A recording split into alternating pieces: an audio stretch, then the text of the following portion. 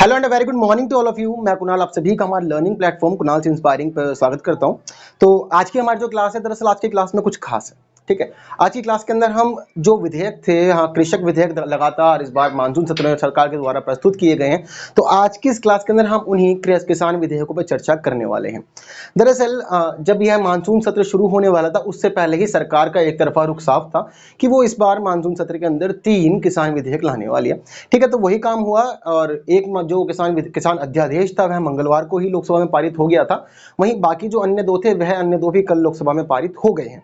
तो कहीं ना कहीं यह सरकार की जो मंशा थी, पहले सरकार उस मंशा को स्पष्ट करती जा रही है। वहीं दूसरी ओर विपक्ष का और देश के किसानों ने इन विधेयकों को लेकर के अपना पहले से ही रोष जाहिर कर दिया था कि भाई वह सभी लोग इन विधेयकों के विपक्ष में है, वह किसी भी तरह से इनको स्वीकार नहीं करते हैं। जहां एक और सरकार का यह मानना है कि यह सभी विधेयक आने वाले समय में किसानों के लिए किसानों के क्षेत्रों में अधिकार, जो क्षेत्र उनके अधिकार क्षेत्र बढ़ेंगे तथा उनकी आय दोगुनी होंगी। वहीं कहीं ना कहीं जो विपक्ष है और जो किसान है, उनका यह मानना है कि यह सभी विधेयक जो आए हैं, यह कानून बनने के बाद किसानों की जिंदगी खराब कर देंगे, उन्हें बहुत भारी नुकसान झेलना पड़ेगा। तो इस प्रकार से जहां अभी यह विधेयक पास होने लग गए हैं, वहीं देश में पूरी तरह से अलग अलग जगहों पर इनको लेकर के विरोध भी शुरू हो गया है और विरोध बहुत ज्यादा बड़े पैमाने पर हो रहा है। साथ ही साथ यह जो खबरें हैं, इस प्रकार चर्चा में बनी हुई है कि कल हरसिमरत कौर, जो भाई भारतीय जनता पार्टी की बहुत पुरानी सहयोगियों में से एक है, शिरोमणि अकाली दल, उसकी सांसद थी, उन्होंने भी मंत्री पद से इस्तीफा दे दिया है क्योंकि उनको कहीं ना कहीं यह लग रहा है कि यह जो विधेयक आए हैं, यह कहीं ना कहीं किसान विरोधी है। तो चलिए आज की क्लास के अंदर हम इन्हीं किसान विधेयकों को समझ लेते हैं। तो सबसे पहले हम जानते हैं कि 3 किसान जो विधेयक हैं वह इस बार सरकार लेकर के आई है। तो उन तीनों के नाम जान लेते हैं, पहले वो कौन कौन से हैं।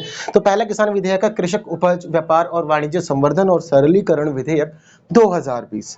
दूसरा विधेयक है कृषक सशक्तिकरण और संरक्षण कीमत आश्वासन समझौता और कृषि सेवा पर करार विधेयक 2020। वहीं जो तीसरा है वह अध्यादेश था, वह लॉकडाउन के दरमियान लाया गया था, लेकिन उसे भी अब सरकार ने सभा पटल पर रख करके पारित करवा दिया है। तो यह तीसरा है आवश्यक वस्तु संशोधन अध्यादेश 2020। तो कहानी की शुरुआत हम अपने पहले विधेयक से कर लेते हैं। दरअसल यह जो दोनों विधेयक थे, यह दोनों विधेयक कल लोकसभा में पारित हो गए हैं, वहीं यह मंगलवार को पारित हो गया था। ठीक है, तो यानी कि सरकार की जो मंशा तीनों विधेयकों को लेकर की थी, वो तो स्पष्ट हो गई। चलिए समझते हैं कि इसके अंदर प्रावधान क्या क्या किए गए और सरकार के द्वारा इसके क्या क्या उद्देश्य बताए गए और क्या क्या लाभ बताए गए। तो पहला जो है कृषक उपज व्यापार और वाणिज्य संवर्धन और सरलीकरण विधेयक 2020। ठीक है, तो अगर इस विधेयक के हम नाम को थोड़ा सा समझे तो नाम के अंदर किसको बात की गई, कृषक की उपज को लेकर के बात की गई है।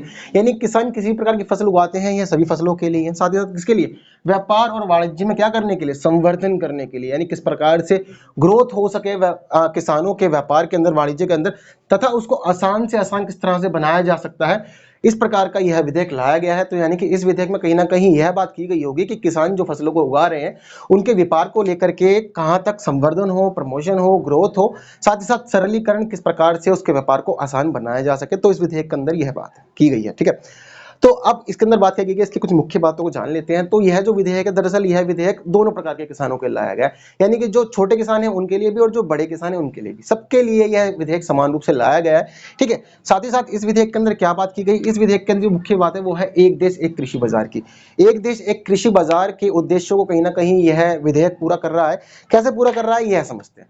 ठीक है, तो इसमें क्या हो रहा है कि जो ये एक देश एक किसान, यानी कि सरकार इस विधेयक के द्वारा अब यह लागू कर रही है और पूरे देश में यह क्लियर कर दिया गया है सभी किसानों को लेकर के कि देखो, आप अपने क्षेत्र में फसल को बेचने के लिए बाध्य नहीं है। पहले अमूमन ऐसा हुआ करता था कि जो हरियाणा के किसान हैं, राजस्थान के किसान हैं, उत्तर प्रदेश के, बिहार के किसान हैं, इन लोगों को क्या करना पड़ता था, अपने क्षेत्र के अंदर ही फसलें बेचना पड़ती थी। क्यों? क्योंकि ना उनके ऊपर एक कानून लगा करता था, यह था एपीएमसी। ठीक है, एपीएमसी क्या है, agriculture produce and live stock market committee. ठीक है, तो अब यह क्या, ये एक कमेटी हुआ करती थी बाजार की अपनी एक कमेटी है। इस कमेटी का क्या उद्देश्य होता था, यह कमेटी सभी किसानों को एक साथ लेकर चलती थी, क्योंकि ये स्टेट गवर्नमेंट के तहत हुआ करती थी और स्टेट गवर्नमेंट जो भी प्रावधान लाया करती थी, वह सभी प्रावधान इस कमेटी के अंदर लागू होते थे और उसका किसान उसी के अनुसार अपनी फसलों को बेच दिया करते थे। लेकिन अब सरकार ने क्या कर दिया है, सरकार ने इस एपीएमसी की बाध्यता को पूरी तरह से खत्म कर दिया है और सरकार ने पूरे देश को ही एक कृषि बाजार बना दिया गया है और हर किसान को यह छूट है, फिर वह किसी भी राज्य का किसान क्यों ना हो, उसको भी यह छूट दे दी गई है कि आप पूरे भारत में किसी भी क्षेत्र के अंदर और किसी व्यक्ति को अपनी फसलें बेच सकते हैं। तो जहां एक और हम ये देखते हैं कि यहाँ पर स्टेट गवर्नमेंट की जो भूमिका हुआ करती थी किसानों को लेकर के और किसानों की फसलों को लेकर के, सरकार ने वह पूरी भूमिका यहाँ खत्म कर दी है। कि अब स्टेट गवर्नमेंट की कोई भूमिका नहीं होगी, यानी कि किसानों को सीधा सीधा प्रत्यक्ष रूप से केंद्र सरकार अपने अंडर ले रही है। वहीं अगर इसके अलावा बात की जाए तो जो एपीएमसी की बाध्यताएं हुआ करती थी, जो कानून थे, नियम थे, उनसे भी अब सभी किसान मुक्त कर दिए गए हैं इस विधेयक के तहत। तो यह कुछ शुरुआती मुख्य बात थी। इसके अलावा सरकार अब क्या बता रही है, सरकार ने साथ साथ एक क्लियर ये भी कर दिया है कि एमएसपी क्या होता है, न्यूनतम समर्थक कीमत, यानी कि मिनिमम सेलिंग प्राइस। दरअसल क्या होता है, जैसे कि हम जानते हैं कि भाई हर साल किसान फसल बोता है और उसी की वजह से पूरा देश चलता है। असली भारत तो दरअसल खेती में ही बसता है। अब क्या होता है कि सभी चीजों को देखते हुए चलें तो हर साल क्या होता है कि फसलें अलग अलग प्रकार की आती हैं, यानी कि सब फसलें बोते हैं, लेकिन मौसम की वजह से क्या होता है कि फसलें खराब हो जाती हैं बहुत ज्यादा। कई बार क्या होता है, ओला हो जाता है, कई बार बारिश ठीक से नहीं होती, कई बार बारिश होती है तो बहुत ज्यादा हो जाती है। तो ऐसी स्थिति में किसान जो होते हैं ये सरकार से एक ऋण लेकर के काम कर रहे होते हैं। वहीं साथ ही सरकार ने एक लिमिटेड जो प्राइस होता है, सरकार हर चीजें फिक्स कर चुकी होती है पहले से कि देखो आप फसलें उगाओ, आपकी फसल बिकने की गारंटी हमारी है। सरकार किसानों को यह आश्वासन दे देती है कि आपकी जो फसल उगेगी उसे हम खरीदेंगे, और उसको खरीदने के लिए एक न्यूनतम समर्थन कीमत निर्धारित कर दी जाती है कि आपकी जो फसल है वह बाजार में कम से कम इतनी कीमत पे बिकेगी ही बिकेगी, इस फसल की कीमत इससे ज्यादा कम नहीं लगेगी। तो यहाँ सरकार जो है वह किसानों को आश्वासन दे देती है। तो इस बिल के अंदर भी यह बात की गई है कि देखो जो ये व्यवस्था लाई जा रही है वो तो ठीक है, आप पूरे देश के अंदर कहीं भी अपनी फसल बेच सकते हैं, आपको उस बात की छूट होगी।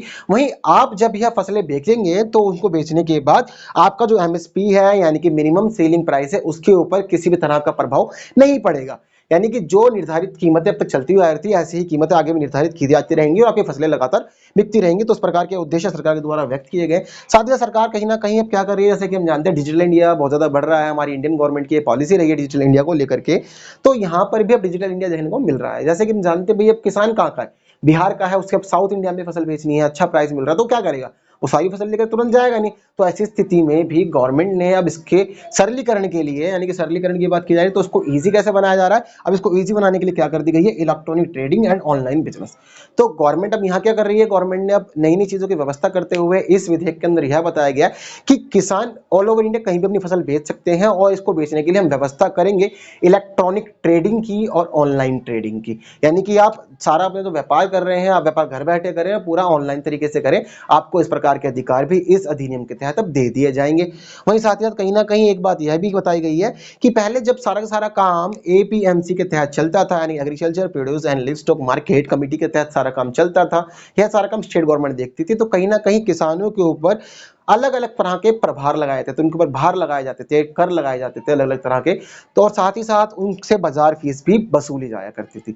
तो अब केंद्र सरकार ने इस विधेयक को लाने के बाद यह भी स्पष्ट कर दिया है कि देखो आप अपनी फसलों को पूरी तरह से मुक्त होकर के बेच सकते हैं। मुक्त होकर के कैसे बेच सकते हैं भाई, ऑनलाइन बिजनेस है, आप सीधा खरीदार से कॉन्टेक्ट करो, जो भी व्यक्ति खरीदना चाहता है आप वो डायरेक्ट आपसे संपर्क करेगा। तो ऐसी स्थिति में बीच वाले जो बंदे होंगे, बीच वालों की जो भूमिका है, जो बिचौलिए होते हैं, उन लोगों की भूमिका यहाँ खत्म कर दी गई है।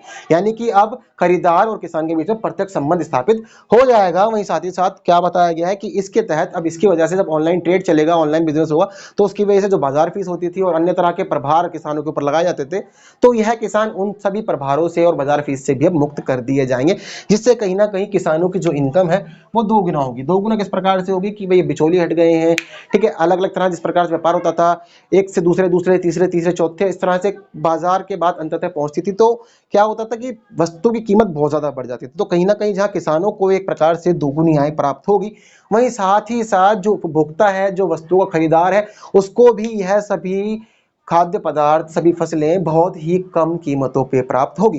क्योंकि अब तक हम ये देखते हुए आए कि भाई व्यापार होता था जिस प्रकार से, तो उसकी वजह से क्या होता था, स्टेट टू स्टेट जिस प्रकार से ट्रैवल करते थे ये सब फसलें, इससे प्राइस में बहुत ज्यादा हाइक हो जाया करता था। जो मार्केट से वस्तु 10 रुपए की निकला करती थी, वो लास्ट में आकर के बाजार में 40 रुपए की दाम पर उपभोक्ता को प्राप्त होती थी। तो कहीं ना कहीं प्राइस बहुत ज्यादा बढ़ जाया करता था। अगर इस प्रकार से प्रत्यक्ष जो यह संबंध है क्रेता विक्रेता का अगर ये स्थापित हो जाता है, तो ऐसी स्थिति में न केवल किसान बल्कि देश के उपभोक्ताओं को, आम नागरिकों को भी बहुत ज्यादा मदद मिलेगी इसके द्वारा।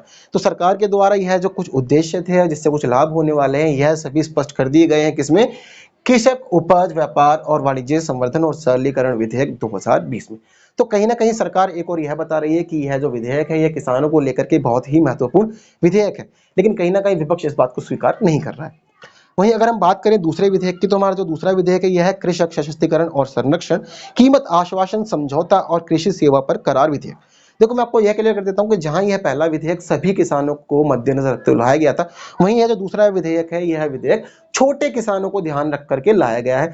यहाँ पर सरकार ने यह स्पष्ट किया है कि जो छोटे किसान हैं वह कहीं ना कहीं बाजार के अंदर अपनी खास भागीदारी सुनिश्चित नहीं कर पाते, अपना पार्टिसिपेशन ठीक से नहीं कर पाते, तो ऐसी स्थिति में अब सरकार उनको इस विधेयक के द्वारा मौका दे रही है। तो उसमें पहले समझते हैं विधेयक के कुछ जो कीवर्ड्स है वो देखते हैं। तो किसानों को लेकर के बात की जा रही है, तो हमें पता है किसके ऊपर, सशक्तिकरण के ऊपर, यानी कि किसानों को एम्पावरमेंट किस प्रकार से हो सकता है, यह बात सरकार इस विधेयक में बताना चाह रही है। वहीं कहीं ना कहीं उन छोटे किसानों के संरक्षण को लेकर के बात की जा रही है। हम लगातार अखबारों के अंदर, खबरों में, अगर आप डेली न्यूज रीडर हैं तो आपने भी देखा होगा कि कहीं ना कहीं किसानों की आत्महत्याओं को लेकर के भी खबरें आती रहती है। बहुत सारे किसान जो कर्ज से परेशान होते हैं वह लोग आत्महत्या कर लेते हैं। तो ऐसी स्थिति में सरकार के द्वारा यह विधेयक लाया गया जिसके तहत छोटे किसानों के सशक्तिकरण और संरक्षण की बात कही गई है। साथ ही साथ उन्हें कीमत आश्वासन भी दिया गया। कीमत आश्वासन कौन सा? MSP, minimum selling price. तो गवर्नमेंट इसके तहत छोटे किसानों को भी यह आश्वासन दे रही है कि देखो, आप खेती कर रहे हो अच्छी बात है, आप फसलें उगाओ वो भी अच्छी बात है, आपकी फसल खरीदने की जिम्मेदारी हमारी, और एक न्यूनतम कीमत निर्धारित कर दी गई है कि आपकी जो फसल होगी वो कम से कम इस कीमत पे बिकेगी, इससे नीचे की कीमत पे वह फसल नहीं बिकेगी। ठीक है। और साथ ही साथ क्या बात की गई है, समझौता को लेकर के, और साथ ही कृषक सेवा पर करार, यानी कृषकों को कौन कौन सेवाएं दी जाएंगी, तो यह सभी बात इस दूसरे विधेयक में कर दी गई है। तो मैं आपको बता चुका हूं कि यह विधेयक खासतौर पर छोटे किसानों के लिए लाया गया है। साथ ही साथ विधेयक की एक अलग ही कीवर्ड है कि भाई जो कीमत को लेकर के बात कही जा रही है कि कीमत पे आश्वासन दिया जा रहा है, यानी कि एमएसपी को कहीं ना कहीं समर्थन इसके अंदर गवर्नमेंट फिर से दे रही है। अब बातें किस प्रकार की हो रही है वह समझते हैं। तो छोटे किसानों को लेकर खासतौर पर यह विधेयक लाया गया था कि छोटे किसान भी अपनी भागीदारी अच्छे से सुनिश्चित करें बाजार के अंदर। साथ ही साथ कहीं ना कहीं कृषक समानता स्थापित की जा सके, जहां एक और बड़े किसान अपनी फसलों को अच्छी तरह से बेच रहे हैं, वहीं अब यहां पर सरकार यह उम्मीद कर रही है कि इस विधेयक की वजह से जो छोटे किसान हैं वह भी ऊपर आए और बड़े किसानों के बराबर ही बाजार में अपनी भागीदारी सुनिश्चित करें, वह उनसे पीछे ना रहे। साथ ही साथ सरकार यह भी उम्मीद कर रही है कि अब छोटे किसानों को मौसमी अनिश्चितताओं, बाजार की अनिश्चितताओं और साथ ही साथ जोखिम से डरना नहीं है। ठीक है। सरकार पूरा पूरा आश्वासन दे रही है उन लोगों को भी कि जो भी बाजार को लेकर के अनिश्चितताएं थी, यानी कि प्राइस का बढ़ना या घटना, मौसम परिवर्तन वगैरह, किसान ना इससे डरे, इन सभी चीजों के लिए सरकार उनको आश्वासन दे रही है। वही साथ ही साथ जो पहले जोखिम हुआ करते, सरकार का पूरा उद्देश्य यह है कि पुराने जोखिमों को अब कम से कम किया जा सके, ताकि जो एक किसान है वह स्वतंत्र रूप से फसलों को उगाए और बाजार में अपनी जो उसकी भागीदारी है वह उसको निर्धारित करे। साथ ही साथ सरकार अब यह भी चाह रही है कि जो छोटे किसान है वह भी बड़े किसानों की तरह बाजार में आए, अर्थव्यवस्था के ग्रोथ में अपना योगदान दे तथा बाजार में अपनी भागीदारी सुनिश्चित करे और लोगों को बताए कि हम भी बाजार में हैं, हम भी किसान हैं। तो सरकार इससे कहीं ना कहीं क्या उम्मीद कर रही है कि छोटे किसान बाजार में आकर के अपनी सहभागिता सुनिश्चित करेंगे, जिससे कहीं ना कहीं अर्थव्यवस्था को बल मिलेगा, किसानों की आय वृद्धि होगी और इकोनॉमिक ग्रोथ इसके साथ होती जाएगी। वहीं साथ ही साथ बाजार के अंदर किसानों की भागीदारी भी सुनिश्चित कर ली जाएगी। वहीं आगे की बात को अगर ध्यान देखें तो गवर्नमेंट क्या कर रही है, आधुनिक तकनीक लेकर आ रही है। जैसे कि हम जानते हैं कि मॉडर्नाइजेशन बहुत ज्यादा चल रहा है, तो मॉडर्नाइजेशन की वजह से गवर्नमेंट क्या चाह रही है कि आधुनिक तकनीकें आए, यानी कि अब नई नई तकनीकें किसानों को प्रोवाइड की जा सके, जिससे कि वह सभी अच्छे से अच्छा उत्पाद कर सके और साथ ही साथ जिसकी वजह से बेहतर इनपुट भी आ सके। यानी कि बेहतर इनपुट किस प्रकार से आएगा, किसानों की जो फसलें हैं वह अच्छी कीमत पे बाजार में बिके, जिससे कहीं ना कहीं इकोनॉमिक ग्रोथ हो और कहीं ना कहीं फार्मर ग्रोथ भी हो, यानी किसान भी अपना ग्रोथ कर सके, किसान को अच्छी आय मिले और कहीं ना कहीं वह उन पैसों को अपने बच्चों की शिक्षा के ऊपर, अपने स्वास्थ्य के ऊपर, दवाइयों के ऊपर, हेल्थ चेकअप्स के ऊपर खर्च कर सके। तो इस प्रकार के बेहतर इनपुट्स की उम्मीद भी सरकार यहाँ कर रही है। साथ ही साथ गवर्नमेंट ने अब यहाँ, जिस तरह से हमने पहले विधेयक में बात की थी कि भाई जो इलेक्ट्रॉनिक ट्रेडिंग और ऑनलाइन ट्रेडिंग शुरू कर रही है गवर्नमेंट, तो यह चीज यहाँ भी लेकर के आ रही है। गवर्नमेंट क्या चाह रही है कि जो पूरा पूरा व्यापार है अब वह व्यापार बिचौलिया मुक्त हो जाए। बिचौलिया मुक्त होने से बाजार में बहुत ज्यादा लाभ होगा। लाभ किस प्रकार से होगा, प्राइस हाइकिंग को कहीं ना कहीं कंट्रोल किया जा सकेगा, प्राइस जो बढ़ते हैं लगातार वह नियंत्रण में रहेंगे, जिससे क्या होगा, किसानों को अच्छी से अच्छी आय मिलेगी, साथ ही साथ उपभोक्ता तक सभी खाद्य पदार्थ, सभी फसलें कम से कम कीमत में पहुंच सकेंगी, उनको सुलभ होगी। तो बाजार में कहीं ना कहीं कीमत नियंत्रण में आ रहेगा और दोनों ही तरफ लाभ होगा। ठीक है। वहीं साथ ही साथ गवर्नमेंट ने एक नया प्रावधान यह भी किया है कि विवाद निवारण तंत्र बनाया जाएगा, यानी कि आने वाली स्थिति के अंदर अगर किसी प्रकार का विवाद उत्पन्न होता है, यानी कभी भी किसान किसी चीज को लेकर अनसेटिस्फाइड है, उसको कहीं ना कहीं लग रहा है कोई परेशानी है या कोई भी विवाद खड़ा होता है, तो ऐसी स्थिति में सरकार ने व्यवस्था कर दी है विवाद निवारण तंत्र की, कि अगर कोई भी किसान किसी से परेशान है तो वह विवाद निवारण तंत्र में अपील करे और उसके बाद जल्द से जल्द उसे न्याय मिलेगा। तो यह व्यवस्था भी सरकार द्वारा कर दी गई है, जो कहीं ना कहीं किसानों के विकास में सुलभ सिद्ध होगी, उनका विकास करेगी। तो यह बात हो गई उन दोनों विधेयकों की, जो विधेयक कल यानी कि थर्सडे को लोकसभा में पारित हो गए। अब हम अपना रुख आगे कर लेते हैं। यह जो अगला है आवश्यक वस्तु संशोधन अध्यादेश 2020, दरअसल यह अध्यादेश मंगलवार को ही लोकसभा में पारित हो गया था। वहीं अगर इसके आगे की बात करें तो इस विधेयक को गवर्नमेंट लॉकडाउन के दरमियान लेकर के आई थी। अब लॉकडाउन के दरमियान गवर्नमेंट को इस अध्यादेश को लाने की जरूरत क्या पड़ी, सबसे पहले हम यह समझ लेते हैं। जैसे कि हम हमेशा देखते हुए हैं, अगर आपने भारतीय अखबार आप पढ़ रहे हैं, लगातार आप न्यूज से जुड़े हुए हैं, तो ऐसी स्थिति में आपने हमेशा एक चीज नोटिस की होगी, वह है कालाबाजारी और भ्रष्टाचार। दरअसल जब जब आपदा की स्थिति बनती है देश के अंदर, तो उस समय कालाबाजारी और भ्रष्टाचार बहुत ज्यादा बढ़ जाता है। क्यों होता है?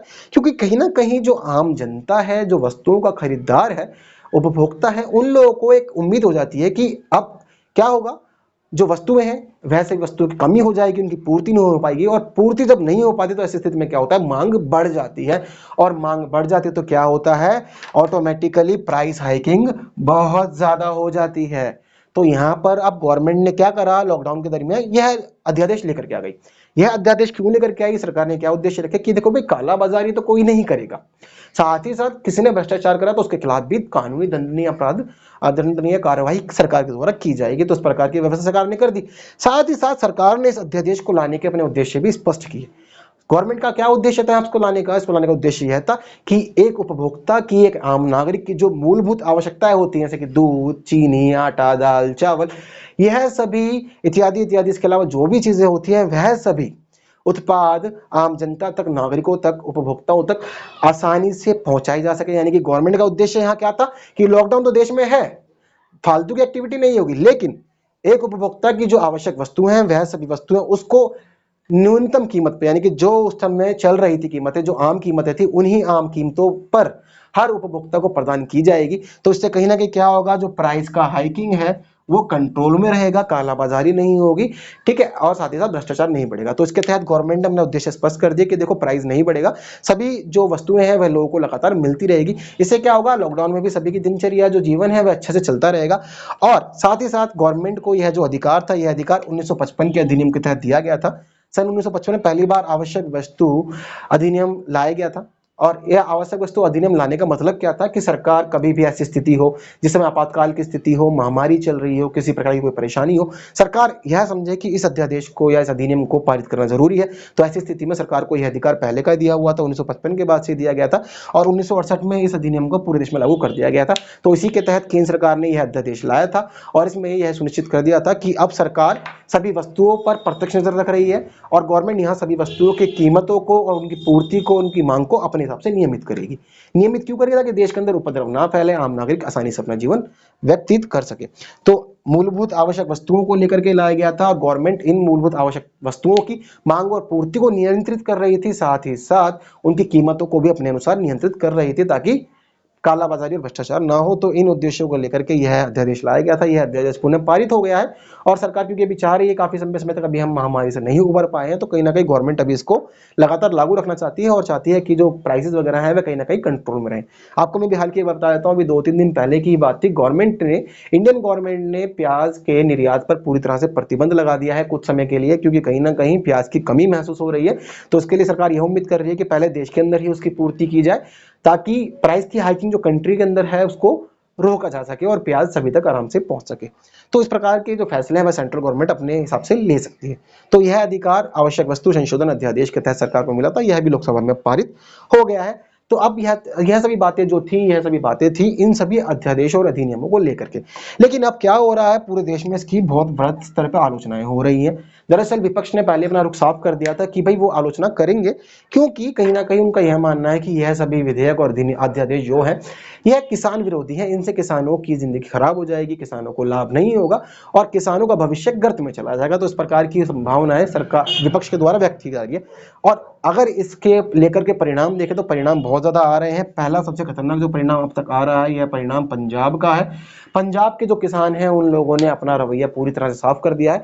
केवल इतना ही नहीं, पंजाब सरकार ने अपना रवैया साफ कर दिया है। पंजाब के किसानों ने जहां एक और 24 सितंबर से 26 सितंबर तक के लिए देश के अंदर हड़ताल, अपने राज्य में हड़ताल घोषित कर दी है, और राज्य में हड़ताल घोषित करने के साथ साथ ही सरकार, इन लोगों ने यह भी फैसला कर दिया कि भैया चक्का जाम करने वाले हैं 25 तारीख को, वहीं ये रेल भी रोकेंगे। तो उस प्रकार के इन्होंने विरोध प्रदर्शन पहले से अपने स्पष्ट कर दिए सरकार को लेकर के, और यह चाह रहे हैं कि सरकार यह सभी विधेयक अधिनियम वापस ले ले।